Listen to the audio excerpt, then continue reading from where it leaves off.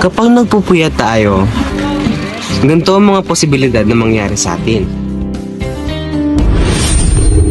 Naramdaman mo na ba yung biglang antok sa classroom?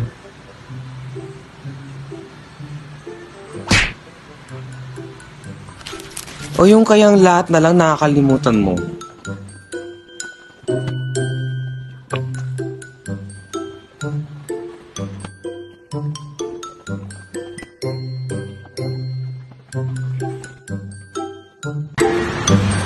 Iiwan ko boyfriend ko.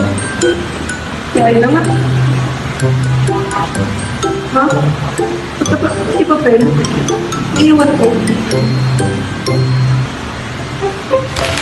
Eh yung biglang pagiging mainit ng ulo. Patay! Kapingin pa, Bill! Gab! Depensa. Teka lang, pre, may sinusolve ako. Depensa lang. Huli! Ate, pakot na naman! Ikaw! Kita mo may sinusolve ako! Kita mo, talo na! Huwag ka maingay! May sinusolve ako, hindi ako makapag-concentrate! Talo na nga eh! Naranasan mo na rin ba yung parang biglang may masakit sa katawan mo? O yung biglang pagkahilo? Wala ako ah. Ano ko? Kakapuyat, men. Oo. Eh, yung di mo na maintindihan lahat ng lesson na tinuturo sa'yo. Is how you solve this problem using the quadratic formula.